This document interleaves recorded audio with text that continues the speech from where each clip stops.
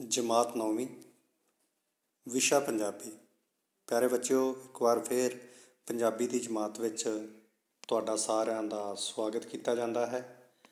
अज असीं करांगे भाई वीर सिंह जी की कविता टुकड़ी जग तो न्यारी। आओ इस कविता बारे गल करिए। अरशां दे विच कुदरत देवी सानू नजरी आई, हुसन मंडल विच खड़ी खेलदी खुशियां शैबर लाई। दौड़ी ने एक मुठ पर लीती, इस विच की आया, परबत टिब्बे अते करेवे, विच मैदान सुहाया। प्यारे बच्चों, असीं इहदी प्रसंग सहित व्याख्या करनी आ इस काव टोटे की। तो पहलां असीं प्रसंग लिखांगे कि ये काव टोटा साडी पंजाबी की पाठ पुस्तक ਸਾਹਿਤ ਮਾਲਾ ਦੀ कविता टुकड़ी जग दी न्यारी, टुकड़ी जग तो न्यारी विचों लिया गया है। और इसके कवि का नाम है भाई वीर सिंह।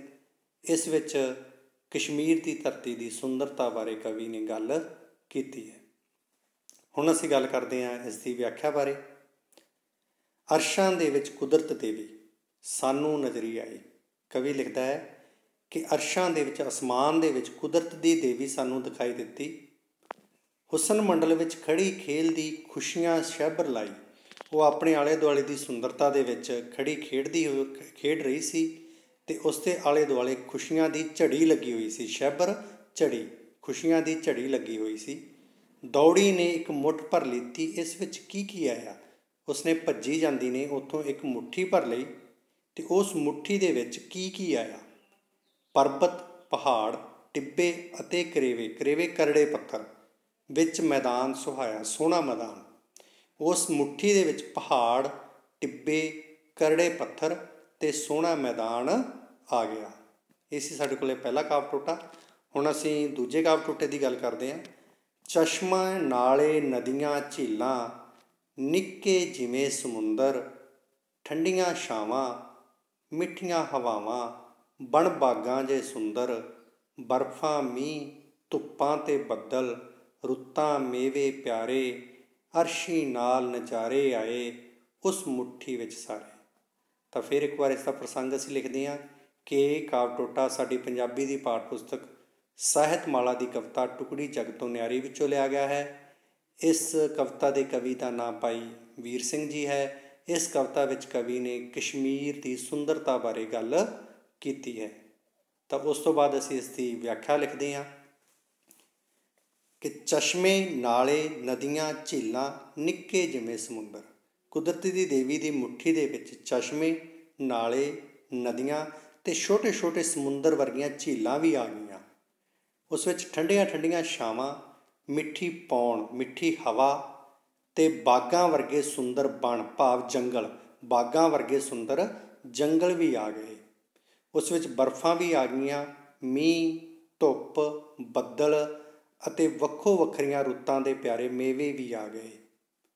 उस मुट्ठी दे विच अरशी, अरशी भाव आसमानी, आसमान दे जो कुदरत स्वर्ग दे जो नज़ारे सी वो भी उस मुट्ठी दे विच आ गए। तां ये सी साडे कोले बच्चों दूसरा पैरा, जिस विच कवि ने कश्मीर की सुंदरता की गल की है। हुण फिर असीं अगे तीसरे पैरे बारे गल करते हैं। सोहणी ने आसमान खड़ो के, धरती वल तका के, ये मुट्ठी खोली ते सुट्टिया सब कुछ हेठ तका के, जिस थावें धरती ते आके ये मुट्ठी डिग्गी सारी, उस थां कश्मीर बन गया टुकड़ी जग तो न्यारी। है धरती पर शो आसमानी, सुंदरता विच लिशके, धरती दे रस स्वाद नज़ारे, रमज अर्श दी चसके।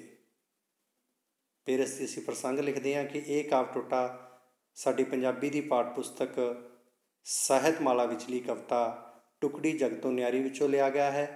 इस कविता के कवि का नाम भाई वीर सिंह जी है। इस कविता विच कवि ने कश्मीर की सुंदरता बारे गल की है। इस तो बाद इसकी व्याख्या कि कुदरत की देवी ने, उस सोहनी देवी ने आसमान दे विच खड़ के धरती वल वेख्या, धरती वल तका के धरती वल वेख्या। ये मुट्ठी खोली ते सुट्टिया सब कुछ हेठ तका के। ਹੇਠਾਂ ਵੱਲ ਦੇਖ ਕੇ ਆਪਣੀ ਮੁੱਠੀ ਨੂੰ ਖੋਲ੍ਹਿਆ ਤੇ ਉਸ ਵਿੱਚ ਜੋ ਕੁਝ ਸੀ ਉਹ ਧਰਤੀ ਵੱਲ ਸੁੱਟ ਦਿੱਤਾ। ਜਿਸ ਥਾਂਵੇਂ ਧਰਤੀ 'ਤੇ ਆ ਕੇ ਇਹ ਮੁੱਠੀ ਡਿੱਗੀ ਸਾਰੀ, ਜਿਸ ਥਾਂ 'ਤੇ ਧਰਤੀ ਦੇ ਜਿਸ ਹਿੱਸੇ ਦੇ ਉੱਪਰ ਇਹ ਸਾਰੀ ਦੀ ਸਾਰੀ ਮੁੱਠੀ ਆ ਕੇ ਡਿੱਗ ਪਈ, ਉਸ ਥਾਂ ਕਸ਼ਮੀਰ ਬਣ ਗਿਆ ਟੁਕੜੀ ਜਗ ਤੋਂ ਨਿਆਰੀ। ਉਸ ਥਾਂ 'ਤੇ ਕਸ਼ਮੀਰ ਨਾਂ ਦੀ ਧਰਤੀ ਬਣ ਗਈ, ਕਸ਼ਮੀਰ ਬਣ ਗਿਆ, ਜਿਹੜੀ ਕਿ ਸਾਰੇ ਸੰਸਾਰ ਤੋਂ, ਜੱਗ ਤੋਂ ਵੱਖਰਾ ਟੁਕੜਾ ਸੀ। ਹੈ ਧਰਤੀ, ਹੈ ਤਾਂ ਉਹ ਧਰਤੀ, ਪਰ ਛੋਹ ਅਸਮਾਨੀ, ਪਰ ਉਸਨੂੰ ਸਵਰਗ ਦੀ, ਅਸਮਾਨ ਦੀ ਛੋਹ ਪ੍ਰਾਪਤ ਹੈ। ਸੁੰਦਰਤਾ ਵਿੱਚ ਲਿਸ਼ਕੇ, ਇਸੇ ਕਰਕੇ ਉਹ ਸੁੰਦਰਤਾ ਦੇ ਵਿੱਚ ਲਿਸ਼ਕਾਂ ਮਾਰਦੀ ਹੈ। ਧਰਤੀ ਦੇ ਰਸ, ਸਵਾਦ, ਨਜ਼ਾਰੇ, ਰਮਜ ਅਰਸ਼ ਦੀ ਚਸਕੇ, ਇਸ ਕਰਕੇ ਉਸ ਵਿੱਚ ਧਰਤੀ ਦੇ ਸਾਰੇ ਰਸ, ਸਵਾਦ ਅਤੇ ਨਜ਼ਾਰੇ ਨੇ, ਪਰ ਫਿਰ ਵੀ ਉਸ ਦੇ ਵਿੱਚ ਕਿਤੇ ਨਾ ਕਿਤੇ ਅਸਮਾਨ ਦੀ, ਸਵਰਗ ਦੀ ਜਿਹੜੀ ਰਮਜ ਹੈ ਉਹ ਵੀ ਕਿਤੇ ਨਾ ਕਿਤੇ ਦਿਖਾਈ ਦਿੰਦੀ ਹੈ। ਤਾਂ ਪਿਆਰੇ ਬੱਚਿਓ, ਇਹ ਸੀ ਸਾਡੇ ਕੋਲ ਕਵਿਤਾ ਟੁਕੜੀ ਜਗ ਤੋਂ ਨਿਆਰੀ। ਇਹਦਾ ਤੁਸੀਂ ਪ੍ਰਸੰਗ ਸਹਿਤ ਵਿਆਖਿਆ ਕਰਨੀ ਹੈ ਅਤੇ ਟੁਕੜੀ ਜਗ ਤੋਂ ਨਿਆਰੀ ਕਵਿਤਾ ਦਾ ਕੇਂਦਰੀ ਭਾਵ ਲਿਖਣਾ ਹੈ ਕਿ ਇਸ ਕਵਿਤਾ ਵਿੱਚ ਕਵੀ ਨੇ ਕਸ਼ਮੀਰ ਦੀ ਸੁੰਦਰਤਾ ਬਾਰੇ ਗੱਲ ਕੀਤੀ ਹੈ ਕਿ ਕਸ਼ਮੀਰ ਦੀ ਧਰਤੀ ਦੇ ਉੱਪਰ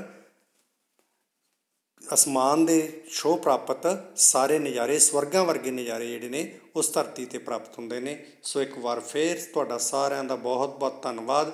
ਖੁਸ਼ ਰਹੋ, ਤੰਦਰੁਸਤ ਰਹੋ।